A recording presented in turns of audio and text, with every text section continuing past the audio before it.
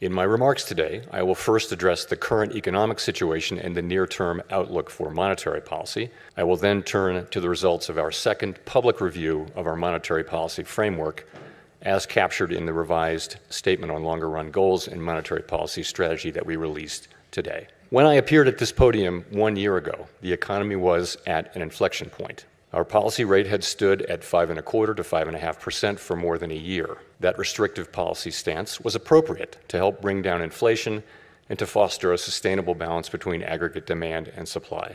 Inflation had moved much closer to our objective, and the labor market had cooled from its formerly overheated state. Upside risks to inflation had diminished, but the unemployment rate had increased by almost a full percentage point, a development that historically has not occurred outside of recessions. Over the subsequent 3 Federal Open Market Committee meetings, we recalibrated our policy stance, setting the stage for the labor market to remain in balance near maximum employment over the past year. This year, the economy has faced new challenges. Significantly higher tariffs across our trading partners are remaking the global trading system. Tighter immigration policy has led to an abrupt slowdown in labor force growth. Over the longer run, changes in tax, spending, and regulatory policies may also have important implications for economic growth and productivity. There is significant uncertainty about where all of these policies will eventually settle and what their lasting effects on the economy will be. Changes in trade and immigration policies are affecting both demand and supply. In this environment, distinguishing cyclical developments from trend or structural developments is difficult. This distinction is critical because monetary policy can work to stabilize cyclical fluctuations, but can do little to alter structural changes. The labor market is a case in point. The July employment report, released earlier this month, showed that payroll job growth slowed to an average pace of only 35,000 per month over the past 3 months, down from 168,000 per month during 2024. This slowdown is much larger than assessed just a month ago, as the earlier figures for May and June were revised down substantially. But it does not appear that the slowdown in job growth has opened up a large margin of slack in the labor market, an outcome we want to avoid. The unemployment rate, while edging up in July, stands at a historically low level of 4.2% and has been broadly stable over the past year. Other indicators of labor market conditions are also little changed or have softened only modestly, including quits, layoffs, the ratio of vacancies to unemployment, and nominal wage growth. Labor supply has softened in line with demand, sharply lowering the break-even rate of job creation needed to hold the unemployment rate constant. Indeed, labor force growth has slowed considerably this year with the sharp fall-off in immigration, and the labor force participation rate has edged down in recent months. Overall, while the labor market appears to be in balance, it is a curious kind of balance that results from a marked slowing in both the supply of and demand for workers. This unusual situation suggests that downside risks to employment are rising. And if those risks materialize, they can do so quickly in the form of sharply higher layoffs and rising unemployment. At the same time, GDP growth has slowed notably in the first half of this year to a pace of 1.2%, roughly half the 2.5% pace in 2024. The decline in growth has largely reflected a slowdown in consumer spending. As with the labor market, some of the slowing in GDP likely reflects slower growth of supply or potential output. Turning to inflation, higher tariffs have begun to push up prices in some categories of goods. Estimates based on the latest available data indicate that total PCE prices rose 2.6% over the 12 months ending in July.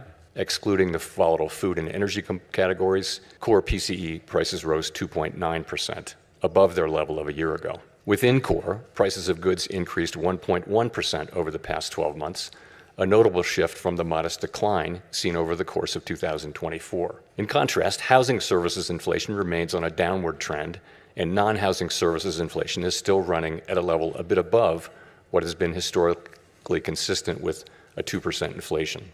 The effects of tariffs on consumer prices are now clearly visible. We expect those effects to accumulate over coming months, with high uncertainty about both timing and amounts. The question that matters for monetary policy is whether these price increases are likely to materially raise the risk of an ongoing inflation problem. A reasonable base case is that the effects will be relatively short-lived, a one-time shift in the price level. Of course, one time does not mean all at once. It will continue to take time for tariff increases to work their way through supply chains chains and distribution networks. Moreover, tariff rates continued to evolve, potentially prolonging the adjustment process. It's also possible, however, that the upward pressure on prices from tariffs could spur a more lasting inflation dynamic, and that is a risk to be assessed and managed. One possibility is that workers who see their real incomes decline because of higher prices demand and get higher wages from employers, setting off adverse wage-price dynamics. Given that the labor market is not particularly tight and faces increasing downside risks, that outcome does not seem likely. Another possibility is that inflation expectations could move up, dragging actual inflation with them. Inflation has been above our target for more than 4 years and remains a prominent concern for households and businesses. Measures of longer-term inflation expectations, however, as reflected in market and survey-based measures, appear to remain well anchored and consistent with our longer-run inflation objective of 2%. Of course, we cannot take the stability of inflation expectations for granted. Come what may, we will not allow a one-time increase in the price level to become an ongoing inflation problem. Putting the pieces together, what are the implications for monetary policy? In the near term, risks to inflation are tilted to the upside and risks to employment to the downside, a challenging situation. When our goals are in tension like this, our framework calls for us to balance both sides of our dual mandate. Our policy rate is now 100 basis points closer to neutral than it was a year ago, and the stability of the unemployment rate and other labor market measures allows us to proceed carefully as we consider changes to our policy stance. Nonetheless, with policy in restrictive territory, the baseline outlook and the shifting balance of risks may warrant adjusting our policy stance. Monetary policy is not on a preset course. FOMC members will make these decisions based solely on their assessment of the data and its implications for the economic outlook and the balance of risks. We will never deviate from that approach. Turning then to my second topic. Our monetary policy framework is built on the unchanging foundation of our mandate from Congress to foster maximum employment and stable prices for the American people. We remain fully committed to fulfilling our statutory mandate, and the revisions to our framework will support that mission across a broad range of economic conditions. Our revised statement on longer-run goals and monetary policy strategy, which we refer to as our consensus statement to save time, describes how we pursue our dual mandate goals. It is designed to give the public a clear sense of how we think about monetary policy, and that understanding is important both for transparency and accountability, and for making monetary policy more effective. The changes we made in this review are a natural progression grounded in our ever-evolving understanding of our economy. We continue to build upon the initial consensus statement adopted in 2012 under Chairman Ben Bernanke's leadership.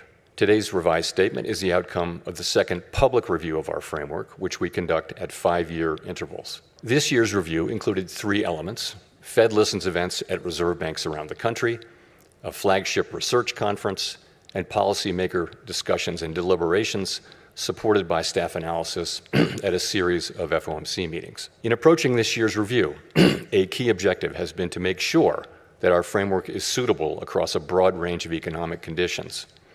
At the same time, the framework needs to evolve with changes in the structure of the economy and our understanding of those changes. The Great Depression presented different challenges from those of the Great Inflation and the Great Moderation, which in turn are different from the ones we face today. At the time of the last review, we were living in a new normal, characterized by the proximity of interest rates to the effective lower bound, or ELB, along with low growth, low inflation, and a very flat Phillips curve, meaning that inflation was not very responsive to slack in the economy.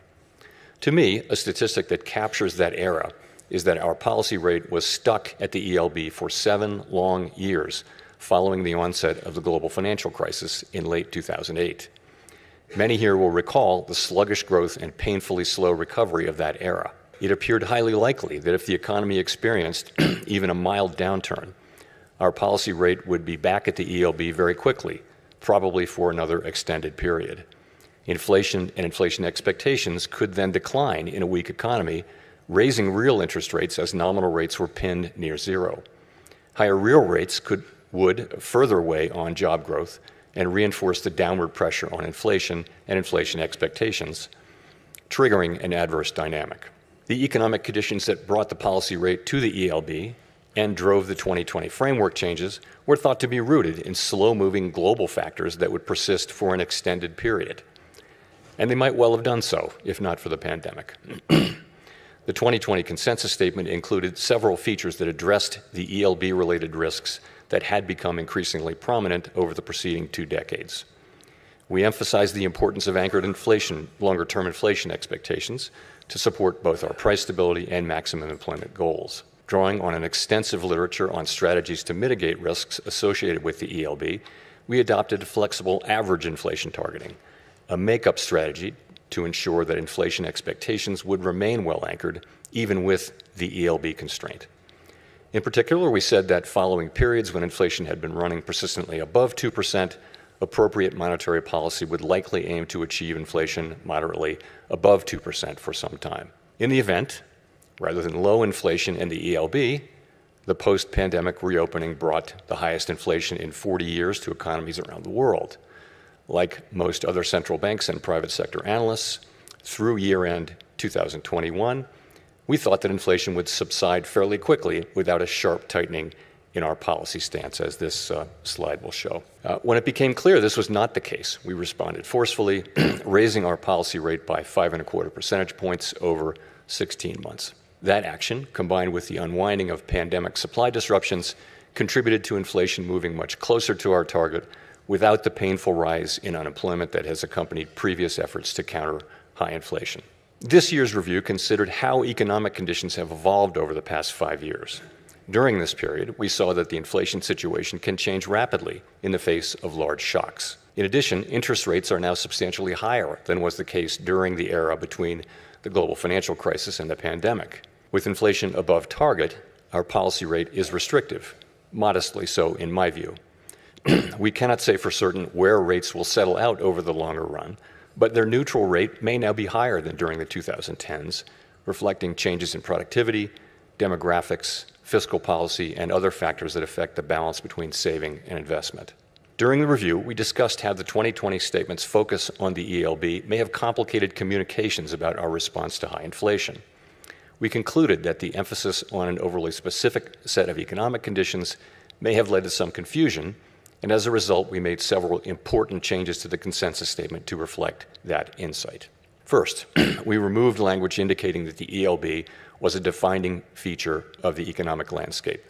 Instead, we noted that our monetary policy strategy is designed to promote maximum employment and stable prices across a broad range of economic conditions. The difficulty of operating near the ELB remains a potential concern, but it is not our primary focus. The revised statement reiterates that the committee is prepared to use its full range of tools to achieve its maximum employment and price stability goals, particularly if the federal funds rate is constrained by the ELB.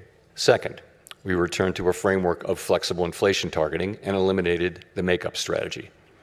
As it turned out, the idea of an intentional moderate inflation overshoot had proved irrelevant. There was nothing intentional or moderate about the inflation that arrived a few months after we announced our 2020 changes to the consensus statement, as I acknowledged publicly in 2021. Well-anchored inflation expectations were critical to our success in bringing down inflation without a sharp increase in unemployment. Anchored expectations promote the return of inflation to target when adverse shocks drive inflation higher and limit the risk of deflation when the economy weakens. Further, they allow monetary policy to support maximum employment in economic downturns without compromising price stability. Our revised statement emphasizes our commitment to act forcefully to ensure that longer-term inflation expectations remain well anchored to the benefit of both sides of our dual mandate. It also notes that price stability is essential for a sound and stable economy and supports the well-being of all Americans. This theme came through loud and clear at our Fed Listens events. The past 5 years have been a painful reminder of the hardship that high inflation imposes, especially on those least able to meet the higher costs of necessities.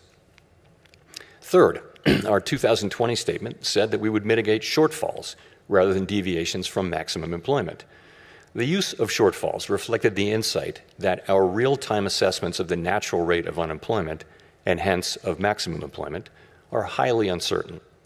The later years of the post-global financial crisis recovery featured employment running for an extended period above mainstream estimates of its sustainable level, along with inflation running persistently below our 2% target. In the absence of inflationary pressures, it might not be necessary to tighten policy based solely on uncertain real-time estimates of the natural rate of unemployment. We still have that view, but our use of the term shortfalls was not always interpreted as intended, raising communications challenges. In particular, the use of shortfalls was not intended as a commitment to permanently forswear preemption or to ignore labor market tightness. Accordingly, we removed shortfalls from our statement.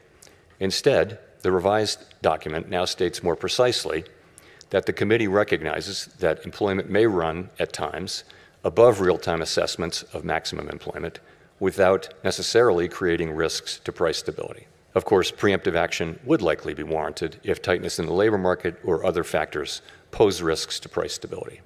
The revised statement also notes that maximum employment is the highest level of employment that can be achieved on a sustained basis in a context of price stability.